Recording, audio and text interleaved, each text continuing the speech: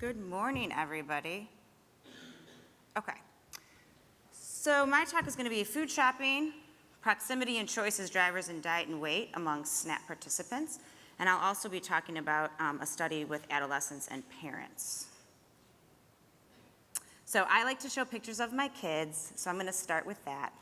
But really what I want to focus on is the first picture is my little guy. He's 6 months old, and he was born. He was about 6 pounds, 9 ounces, and then I breastfed. And we've all been to the lectures on breastfeeding. And now look at the size of him. So we definitely know that breastfeeding is a determinant of body size. Okay, we can all agree with that. We also know that my income status is a determinant for my kids of body size. We can agree with that. We also know what I ate when I was pregnant is a determinant of body size. We can all agree with that. But it's complicated and it's layered. And I love the speaker before me. Let's not point the finger, because if it were that easy to say, well, you should breastfeed and you should eat a healthy diet when you're pregnant and your child will be perfect, we wouldn't be where we are. And if it were that easy, my daughter sitting there next to her grandma who's drinking a beer, yes, she's drinking a beer, and my daughter's eating ice cream. Well, you'd say, well, Dr. Gustafson, you're a PhD. Why are you letting your child do that? How many of you have let your children eat ice cream when they're visiting their grandma? Thank you. It's not that simple. It's complicated and it's layered. And I've been a registered dietitian for longer than I'd like to admit. I just have a really good aging process. And so I know after about 10 years of working with weight loss and weight counseling, I finally hit my head against this big old wood frame and said, it's complicated, it's layered, it's not that simple. And then I met Dr. Joe Sharkey, who's sitting in the back at a speaker at ISBNPA, and he really lightened my fire. And I got extremely interested in how place matters. Where you live, who you're with, and who you're with when you're at those places matters. And that's just what I'd like to drive home today. That it's, yes, it's the food environment, but it's also who you're with when you're in those food locations and food venues. Because if she wasn't with her grandma, she wouldn't have been eating ice cream.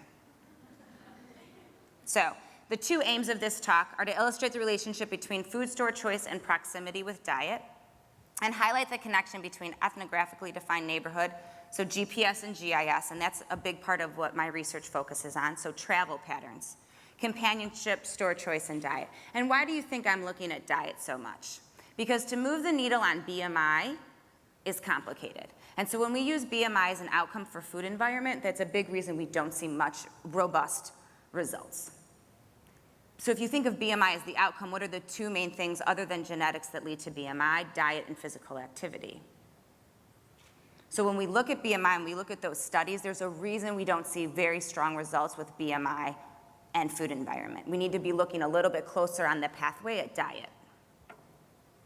So my conceptual framework for how I look at my research is you have that outcome of dietary intake and overall sugar-sweetened beverages, calories, fiber. Those are some strong dietary outcomes that we can see great results with.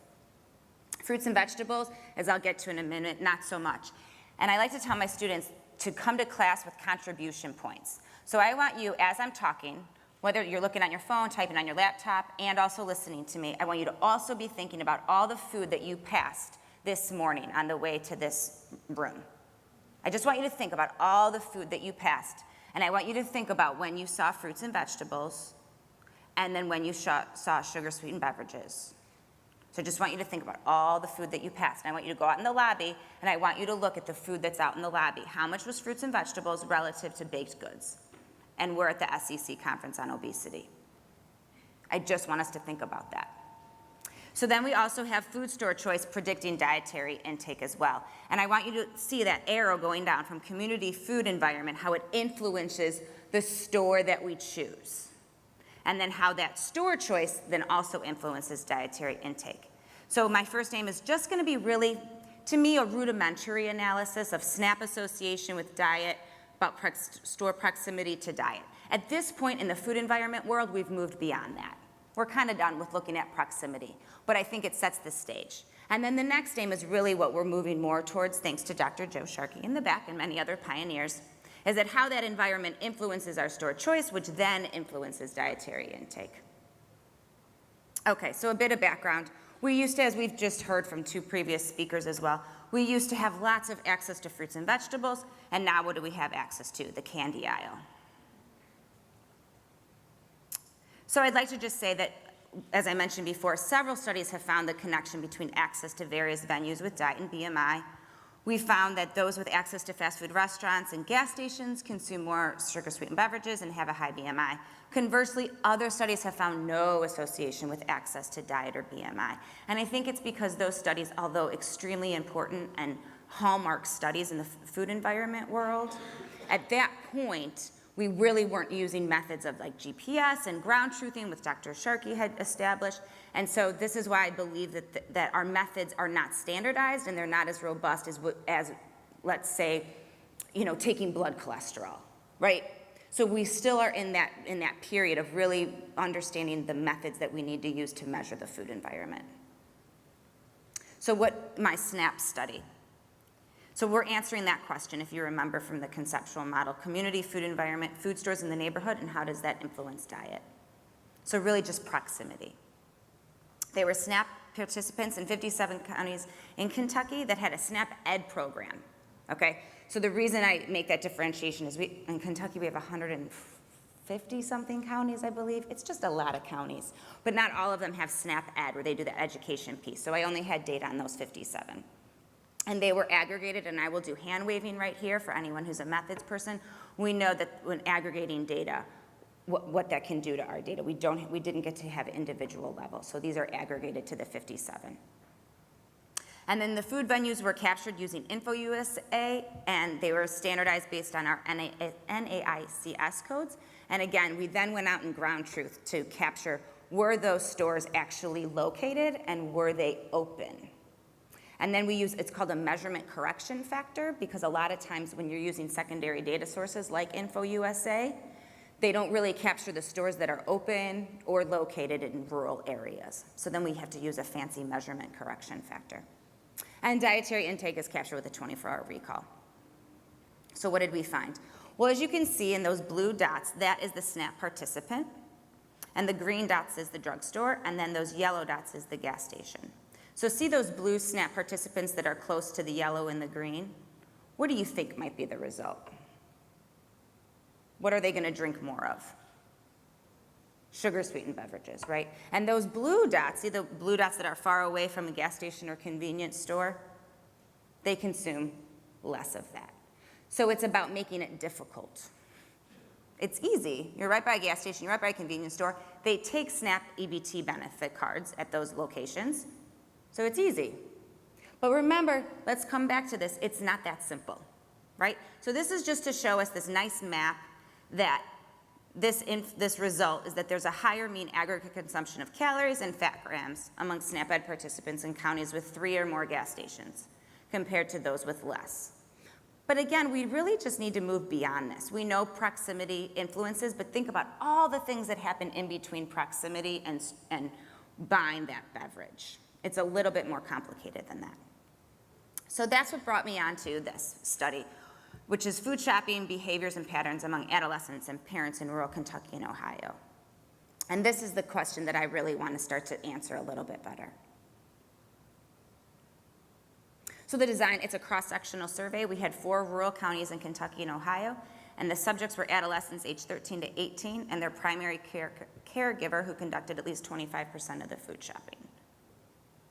We then had a survey among the adolescent and the parent, and we said food store choice. And this was approximately 30 to 40 minute survey, approximately 137 questions. And the parents had a little bit fewer questions than the adolescent. And how often and where food shopping was conducted, how often did you go to a dollar store, convenience store, fast food? And then we also started to ask the adolescent and the parent who they were with when they were purchasing food. And so from yesterday's speaker, some of that social network analysis, that's where we want to get to that level. And then we used the NHANES 2009-2010 dietary screener and the body mass index. And I'm hoping, no, I didn't. I'm going to go back. Excuse me. Then we also had them wear a GPS device, as you just heard that explanation from the previous speaker, and they wore that GPS device for 1 week where we got to track everywhere they went, and we created their own map. And as we know, Not that GIS isn't important and it provides us a map, but really what GPS provides us is, in a sense, participant-driven neighborhood.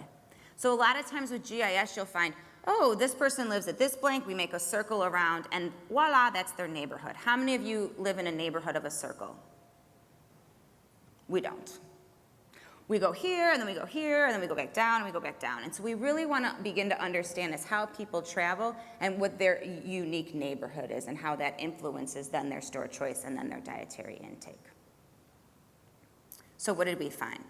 We found that there's a higher consumption of added sugars was associated with frequently shopping at convenience stores and gas stations. So those people who reported that they frequently shopped at these adolescents, they consumed more added sugar.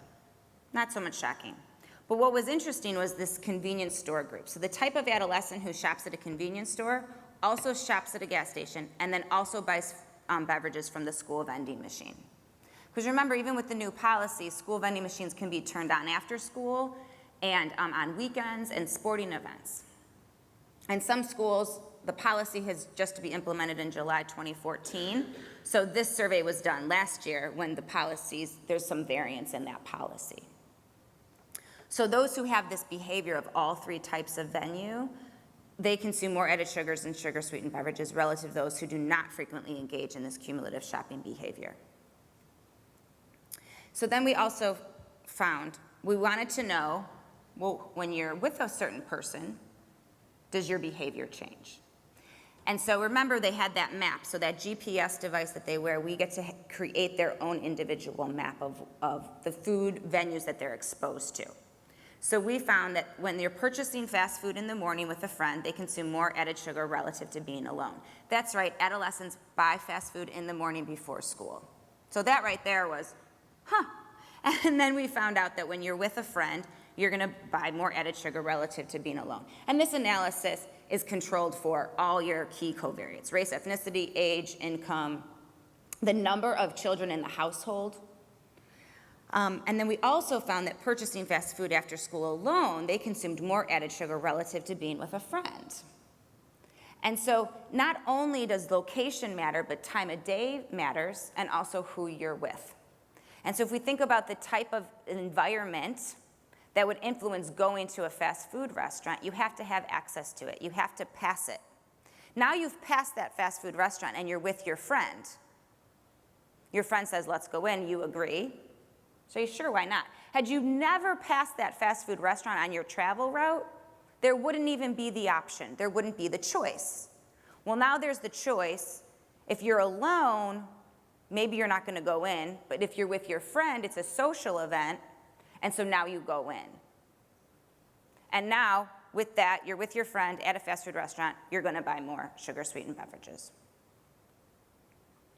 So to summarize these key points is that proximity to certain types of food venues may influence store choice. And this is a question, truly. Should policies and interventions target shopping patterns and behaviors at gas stations and convenience stores? Should we really walk away from the grocery store and really target gas stations and convenience stores where a lot of these impulse, high calorie, high sugar, low reward foods are being purchased? I don't know. This is just something that's going through my head these days. And then I'm also looking at travel patterns and store choice. Behaviors of choice are not solitary, such as a grocery store versus convenience store. So a lot of the study we say, oh, if there opens a grocery store, voila, people are gonna eat healthy. But if I'm choosing shopping at a convenience store, that may be a very different choice because of what I've passed along the way or who I'm with versus choosing the grocery store. So we need to really start looking at these nuances. Also dollar stores, also maybe looking at farmers markets. And those venues can be unique, but also interactive. So policies and interventions need to consider travel pattern and store choice dynamics. And then lastly, to summarize, companionship. When shopping with friends or alone, it might influence what is purchased and what food venue is selected. So should interventions target not just the individual, but the type of friends in regard to decisional balance? So I'd just like to talk a little bit future studies. Recently been awarded the USDA Food Apps data, and I will be addressing this multi-level effect of store choice, neighborhood, food environment, and purchasing behavior among SNAP and SNAP-eligible households. So I'm very excited to start on that. And then the next study that I'd like to work on is really a longitudinal study, because remember that was cross-sectional, among adolescents examining trends of neighborhood and peer effects on store choice, travel patterns, and dietary intake. And to see, since adolescents can't move, so self-selection, the fancy word for that is endogeneity. Now you can all walk around using a fancy word. That endogeneity, adolescents don't have it. They're stuck in that household with their parents. So since we can kind of remove that with adolescents, how do we see that the neighborhood effect over time on adolescents and their peer effect over time might influence their choice in diet? And I want to give a thanks to the SEC conference for inviting me, and I'd like to thank my funders and the collaborators at Ohio State. And I'm perfect for questions.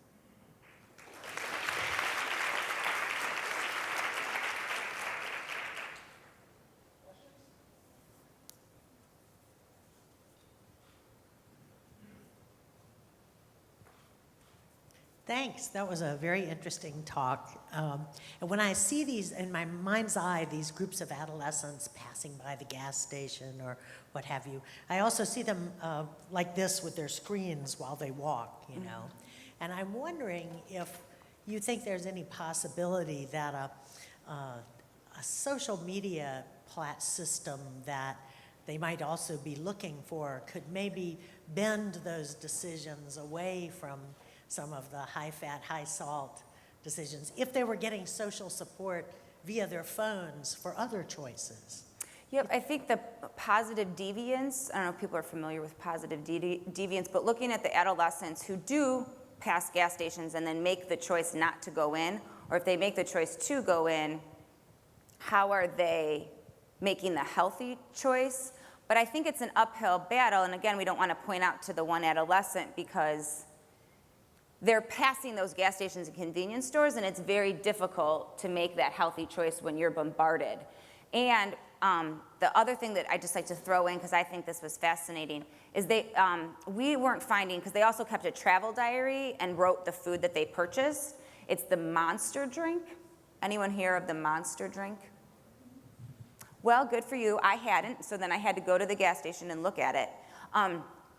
And so I don't know that it's necessarily Coke or Pepsi, but it's these new drinks that have the caffeine and a lot of sugar. So the amount of marketing and product placement in those stores really influences those decisions. So I think what we'd have to personally work with is a lot of the food manufacturers and industry to make placement and pricing strategies a little bit different. And then as far as SNAP, I just want to put this idea in, is we know that if you frequently shop at grocery stores or frequently shop at farmers markets among SNAP participants, they do buy more fruits and vegetables. So offering a tax incentive for travel to SNAP participants is one idea of a grant that we're toying with some economists, so that SNAP participants would go more frequently to those locations.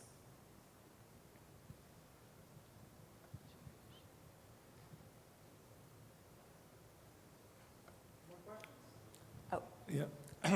Justin Moore, University of South Carolina. First of all, personal business. I've got to drive back to Columbia right after you finish, and so I'll let you know a letter of support is coming on Friday for our grant. Thank you. So second, and you can get mad at me for this question later, is do you think if these adolescents had access to grocery stores, like full-service grocery stores, they would choose anything better because grocery stores have the same foods available? And in light of data that said that, even with these new drinks and stuff like that, the caloric intake has not increased over the last at least 10 years. Do you think it's just a substitution effect? Would they, if they were stopping at the Whole Foods and getting natural grain and berry bars that have the same calories, would it have an impact on anything else? I completely agree with the grocery store. So Barry Popkin and one of his students, who's Jennifer Ponte, have found that grocery stores are really now starting to serve as fast food locations, and Dr. Sharkey has a similar paper on this. The amount of, not processed, what's the word I'm looking for? Joe? all the like prepared foods. So chicken and salads and all those prepared foods that now are at grocery stores. So I think if the adolescent went into that grocery store, they'd be buying the exact same item. And I think what I would like to target more is make it difficult. So whether it's zoning or whether you only have, you know, one sugar sweetened beverage option and then you have 7 water options, I think we just need to make it very difficult to purchase the higher calorie foods. But from what I've learned from some economists is that you don't make substitution choices on opposite foods. So if you want a banana, you then don't say, oh, I was gonna buy a banana, or no, you say, I want Fritos, and then you're not gonna go buy a banana because they're opposite goods. This is what my economist friends have taught me.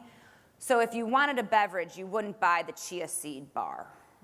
You would still buy a beverage because that's what you want. And so we need to make the healthy beverage probably a little bit cheaper, and then also way more selection relative to the caloric beverage.